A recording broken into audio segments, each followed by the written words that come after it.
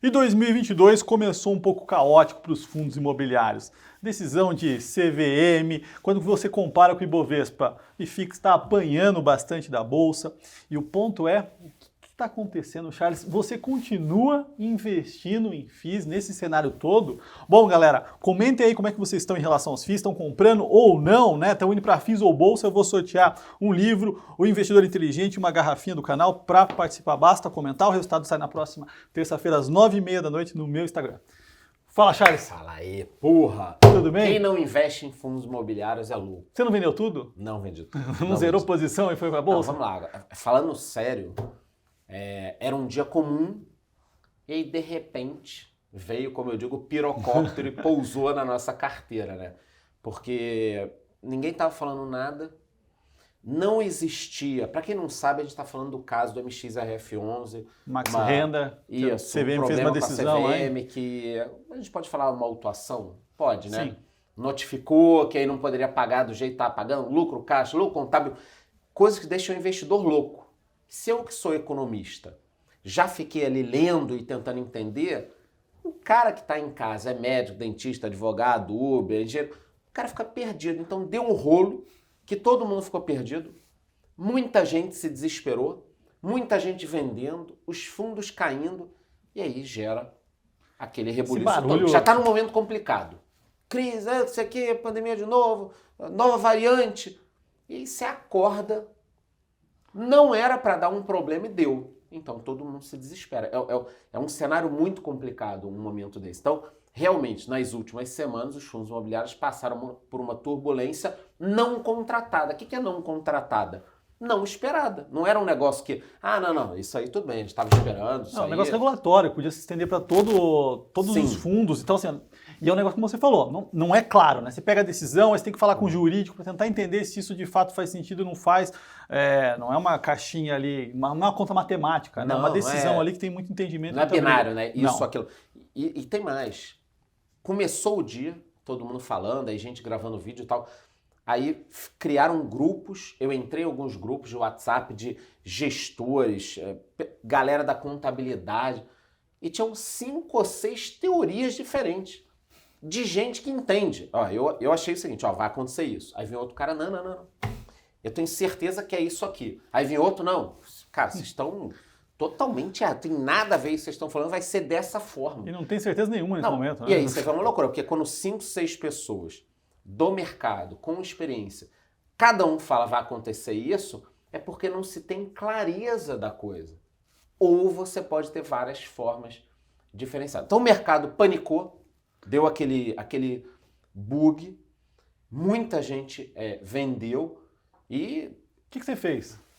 Você comprou, vendeu? Vamos lá. Normalmente, quando a gente tem uma situação dessas, de queda, ou acontece alguma coisa em algum ativo determinado, eu compro. Nesse momento, eu não tinha falado sobre isso, é inédito. Eu não comprei naquela semana, naqueles dias ali da confusão. Por quê? Exatamente pela falta de clareza. Então eu gravei um vídeo e falei, olha, a CVM precisa explicar, é isso, é aquilo. Não, mas ela já foi clara. Não foi clara. Aí depois saiu uma nota, as coisas estão clareando. Naquele momento eu não comprei exatamente porque a gente não poderia entender se isso se estenderia, se alguns fundos poderiam ficar meses sem pagar.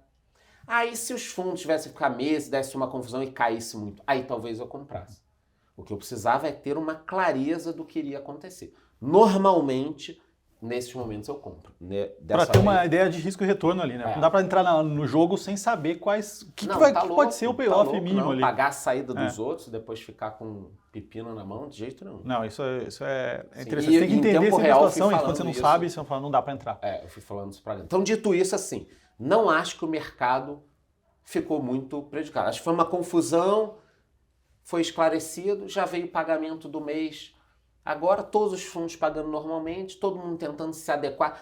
Acho que pode até dar mais transparência, entendeu? Os fundos nos relatórios começaram a falar, eu pago assim, eu pago assado, esse foi meu lucro, abrir um pouco mais, pode dar transparência. Talvez o ato tenha sido bom da forma errada. Para por parte ajustar da para CVM. o mercado como um todo. E Sim. sua estratégia, como é que continua aí para 2022 em relação aos fundos? Vai? Continua aportando? Eu continuo aportando, diversificando mais ainda. Inclusive, a gente estava conversando aqui no corredor, eu anotei aqui 3 dicas que tá começando o ano. Então não vai fazer cagada em fundos imobiliários. Anotei 3 dicas, se eu puder falar. Sim, claro. Eu falo aqui. Então eu continuo aportando, aumentando a minha carteira e utilizando esses dividendos para comprar mais fundos imobiliários. Dessas 3 dicas que a gente pode até utilizar esse momento do MXRF11 para que a pessoa entenda que com essas 3 dicas vai reduzir muito a sua chance de fazer uma cagada grande, tá? Primeira dica, tem tudo a ver com o MXRF11, diversificação. Tá. Se você quer montar uma carteira de fundos imobiliários, tenha no mínimo de 5 a 10 fundos imobiliários. Por quê? Imagina um cara que olhou o MXRF11, o histórico, pensou assim, porra, cara, fundinho bom, hein? Tem pagando 0,8, 0,9, 1 e 10, todos os meses paga, então vou ter só esse fundo.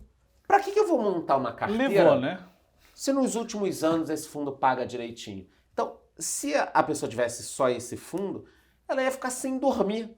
Que ela fala, caramba, eu estou dependendo, minha vida financeira, minha carteira depende de uma resolução de alguém. Regulatório puro. Não Regulatório. Então, com 5 a 10 fundos, deu um problema num, prefiro até 10, tá? Mas aí você vai estudar, vai ver nossos vídeos, vai...